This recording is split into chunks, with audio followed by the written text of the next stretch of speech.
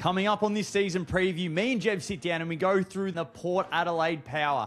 Port Adelaide, well, you're just going to have to wait and see what me and Jev actually say about them. So if you know a Port Adelaide fan, send it to them. We want to know whether you think our opinion on them is right or wrong coming into the 2026 season. It's a great episode. You guys know where to find us. Apple, Spotify, YouTube, at 100K Sports. We cannot wait to keep going with these. The season is so close. So enjoy the episode and we can't wait for your feedback.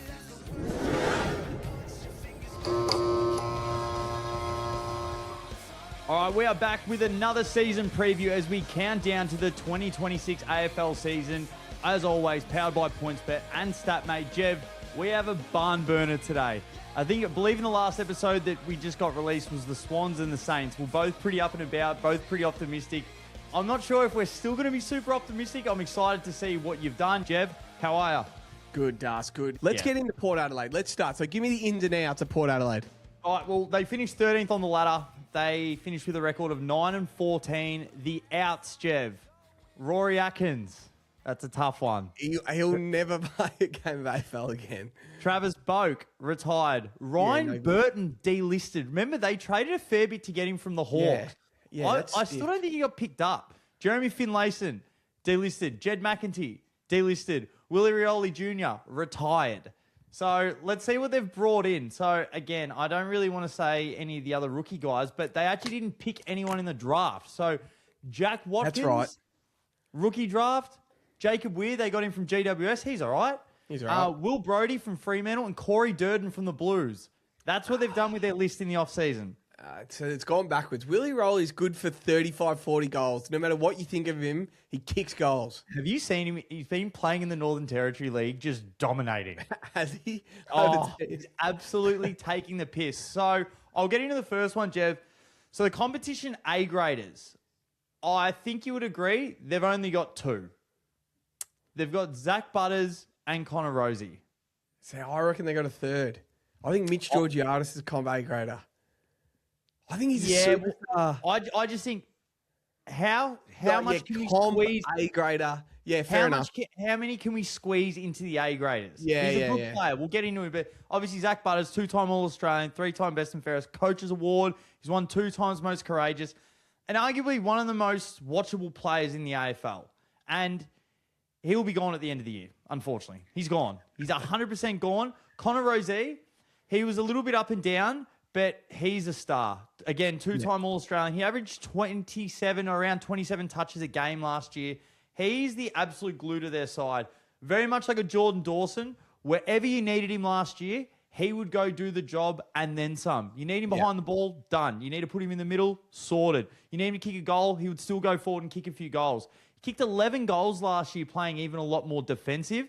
That's where Butters missed out last year. Butters only kicked the 1 goal. Butters still had a great season. Obviously missed the first little bit. Once Butters got into it, he was just getting 3 votes. He was getting 30-odd touches a game. Just like a kamikaze running in, crashing, bashing. But Connor Rozee had a fucking phenomenal season. Phenomenal. Yeah. Whatever you needed from him, he would do it. Yeah. Then I get into the position A graders. So I've got 2 here. Jason Horne-Francis. In any stage of any game, and I'm happy for anyone to argue with me, you can look at him and I'm like, there is the best player on the field right there. Yeah. There is the best player.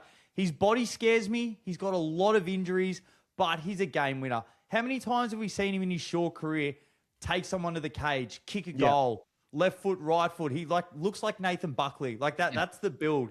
He can run. Again, it looks like he's had some maturity issues. Like he seems to lip off a lot to the opposition. Like Ken's had to hold him back a lot of the times, but in any given day, you watch him and you're like, that is the best player on the field. So, and the umpires seem to show it in his short career so far. Again, it's not all on the umpires, but he polls votes. Yeah. So he's obviously polarizing when he's out there. He moves quick, left and right.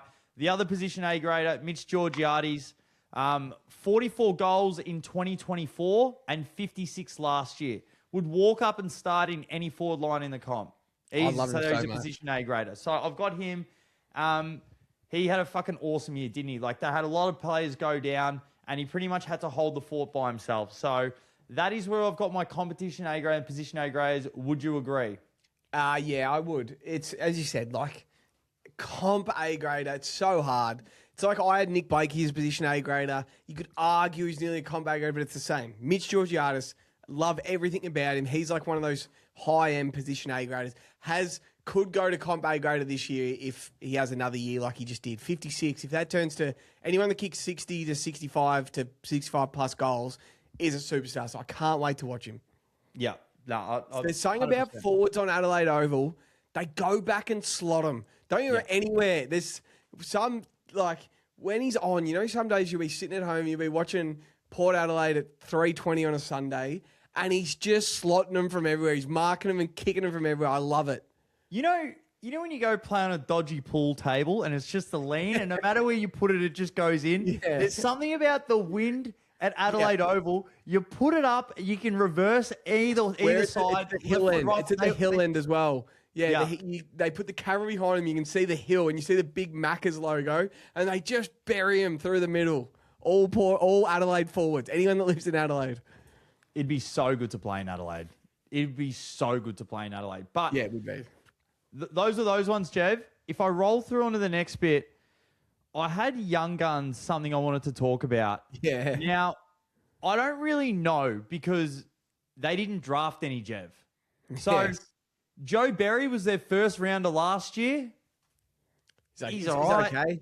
Yeah, he's okay. All right. Jace Burgoyne, he's just a footballer. His foot skills let him down. They do. I like Jace Burgoyne. His foot skill, he's good. His foot skills do let him down a lot. Again, he'll mature a lot more. Jev, have you heard of Benny Barrett? No, I haven't. Benny Barrett, Tommy Cochran, Nah. Josh Lay, Jacob Moss, Xavier Walsh, Harry Ram with 2 M's, Ewan McKinley. Jev, I'm kidding. These are all ChatGPT names.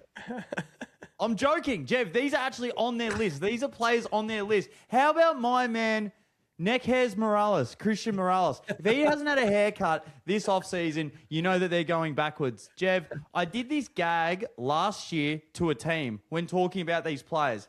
You remember who that team was? It was North Melbourne. I'm like, who the fuck are these guys? You go on to, again, the AFL haven't really updated all the teams yet, but you can get majority of these guys because they're still on their list.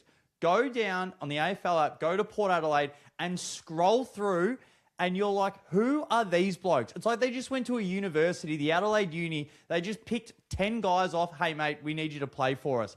Their depth scares me so much, Jev. If anyone gets injured, all these guys are playing. Every single one of these guys. So they're young guns. I've got no idea who they are. Apparently they're getting some young gun next year that apparently that they've only just been able to sign off because of all their points in next year's draft. I can't remember his name. Maybe his name is Cochran as well, little Dougie Cochran. But yeah, there's nothing there that excites me. Apart from their A graders, will we see? There's guys I like on their list. Like, will we see Sam Powell-Pepper this year? Your old man's favourite player, the Bell Pepper. Will we see him? Kane Farrell can play. Will we see Todd Marshall play a game this year? What will we see from Jack Lukosius? They're the biggest mix of, like, they've got their 10 good players, and then they've got 10 blokes that nearly can't even play AFL. And some days it looks great. Some days Butters, Rosie, Horn, Georgiadis, Lukosius, Alir, they all just dominate you. And then some days you're like, oh, God, you've got some average players. Yeah, I have to agree. Miles Bergman I like. What are we going to get from Ollie Wines? I'm just looking at their list right now. Like, yeah, there's some guys. What are we going to get from Brandon Zerk-Thatcher? Willem Drew, they love. Like, I love as well. I would love him at the Swans. He's a guy. Yeah, but anyway. Yeah, it's a bit of a tough one, Jev, especially when we go on to the young guns. What do you got, Coach Captain here? Yeah, well, they picked Rosie, Connor Rosie as captain. A lot of people thought that maybe they'd go with Butters. So you've picked Rosie, so he goes down with the ship.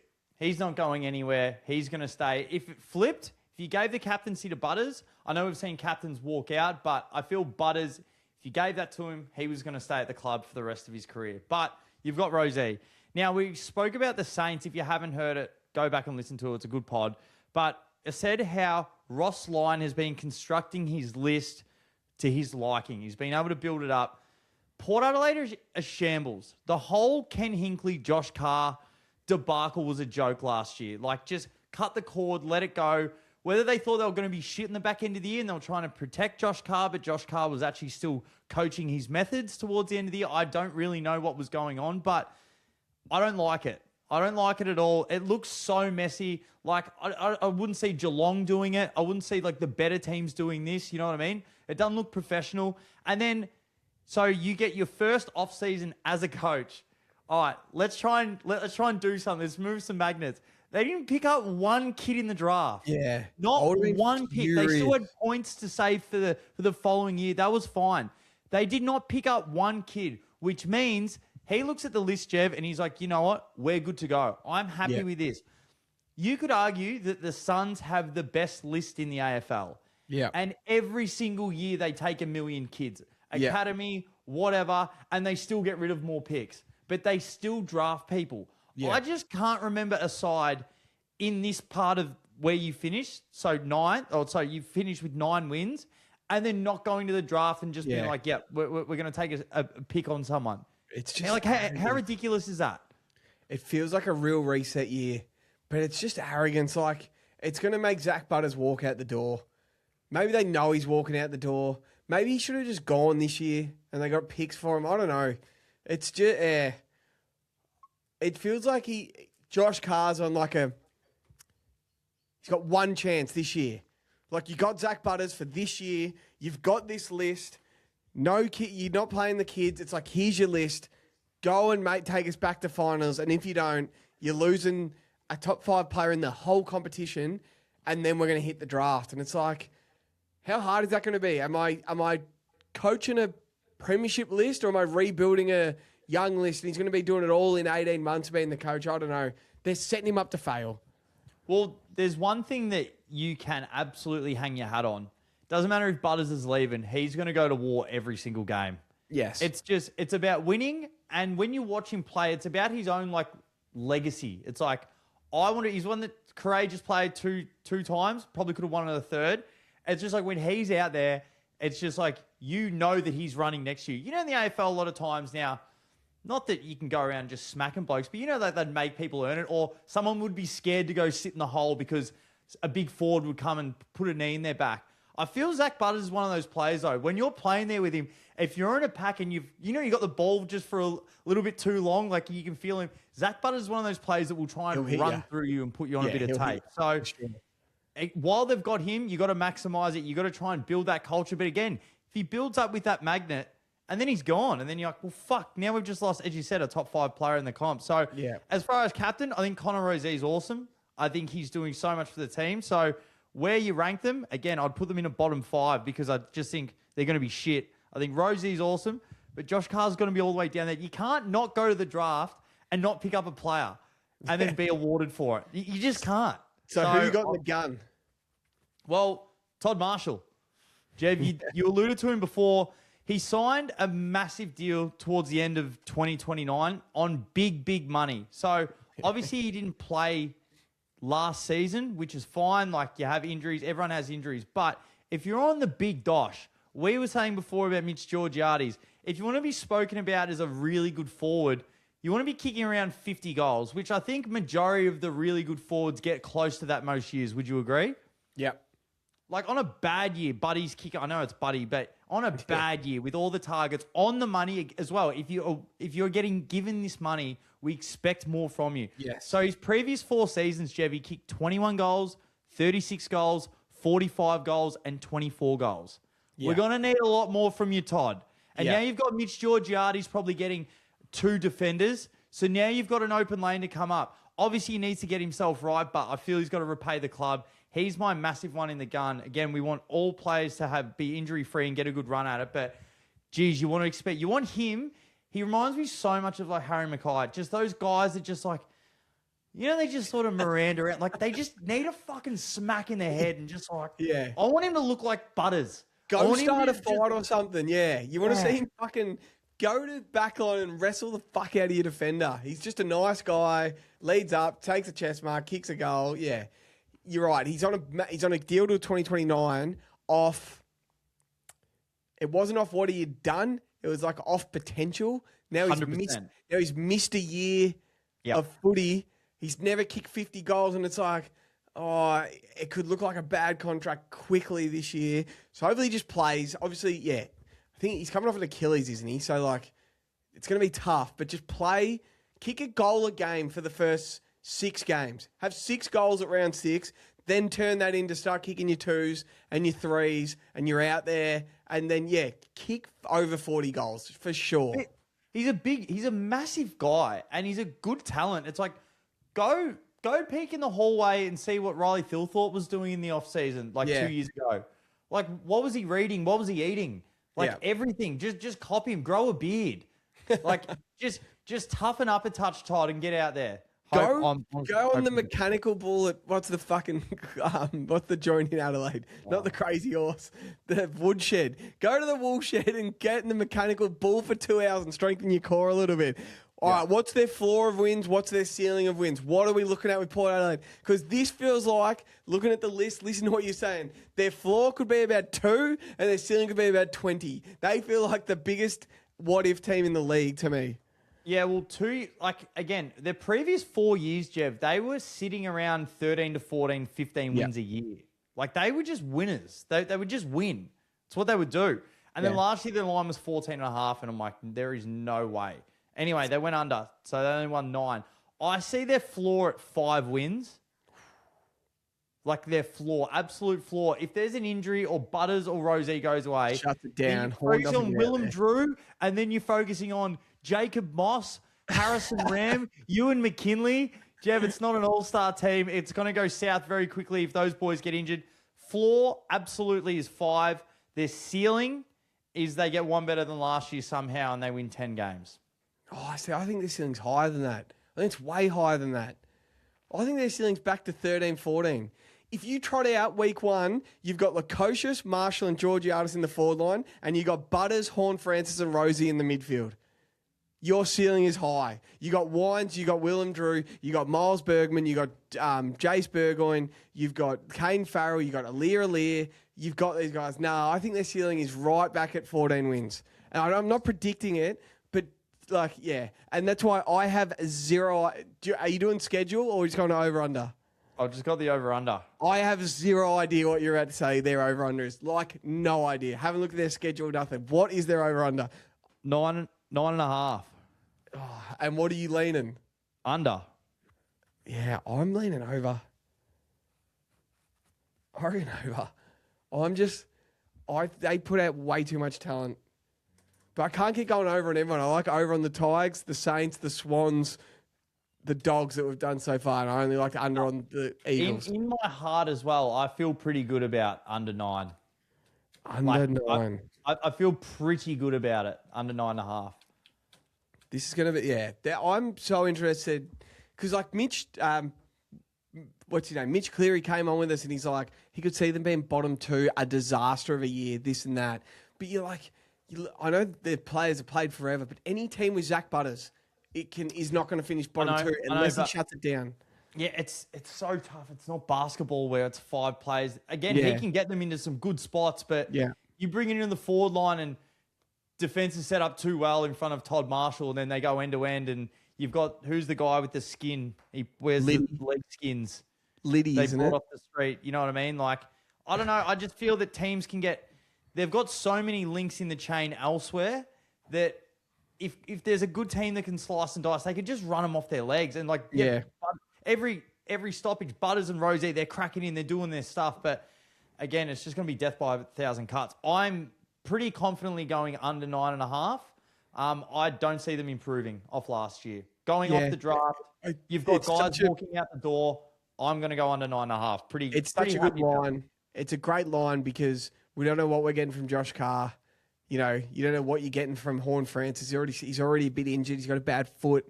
It is a good line. I like to go under. I'm going to wait a bit because we're doing these quick enough. Before we get to our very first opening round pod, I want to sit down and do an over-unders pod with Morgs as well, and you and me go through and we lock in what we're doing, and we'll do a post about it because I want to see how many overs I'm going and unders before I figure out this one.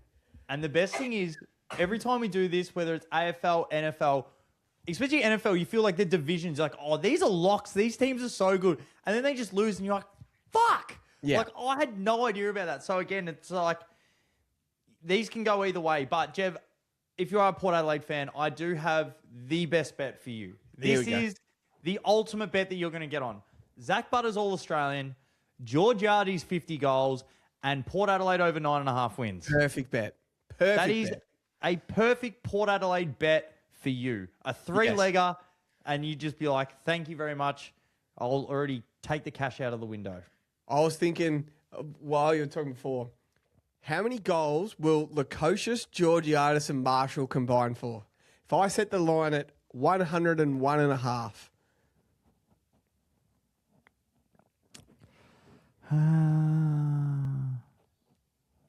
It's a good line. It's a good line. Let's say, 50 minimum from Georgiadis. At least 35, 30 to 30. Well, that means Lukosius and Marshall have to combine for 50 as well. How many Tex, Thilthorpe, and Fogarty get last year? Well, we had Thilthorpe and Fogarty combined for 80 and they kicked it. I think Tex kicked 30 goals himself, didn't he? I think they would have kicked 110 between them. I'm going to go the under on 101. 101. No, I'm going to write these down. I'm going to go the under. That's a great little line there. We have to get some of these over. We need people to comment on this one. We need it from Tigers supporters. We need it from Port Adelaide supporters. Are we too high, too low? Do I have the feeling of what Port Adelaide are going to be where I'm like, they could be anything? They're not going to win the flag, but I think they can be better than 9.5 wins. Or is everyone on your side of just like, they're going to be shit? So we're both going Richmond over for now. Richmond over. You're going Port over. I'll go Port under. Yeah, I'm 50-50 on Port at the moment. Yeah. But it's making me go West Coast under. Just as you go through more teams, you're like, someone has to be dog shit in the league, and they could go 1-2 wins again. Yeah, I'm not looking at any of the other lines, especially the teams that you do. I just don't want any I don't want any cloud of our judgment. I want to hear what you have to say before we get into it. But that was actually fun. Yeah, I'm excited. And look, happy to be proven wrong. As you said, they've got some fucking stars. I think the world of Jason Horne-Francis. Rosie's a gun. Rosie won me back. Yep. I always thought I was a bit pretty standoffish because it was always, which you shouldn't be, but it was always like Sam Walsh or Rose. Who would you take? I'm like, fuck. Walsh had a great first 2 years, and then Walsh got a bit injured. But watching Rose over the last year or two, he's just a footballer. He's a gun. Who's going to be better this year, Walsh or Rose? It's the best question ever since Kane Corns brought it up when Walsh was dominating. And he's like, I'd rather Rosie. How has he not picked one? And then he was so right. Who would you rather this year? Who's going to have a better year, Rosie or Walsh? Stick with my man. I'll go Sammy. He's got long hair. He looks good. He's going to run. He's going to fucking have a good year. I hope he has a fucking ripper year. What are you prepared to lose today? For free and confidential support, call the number on the screen or visit the website.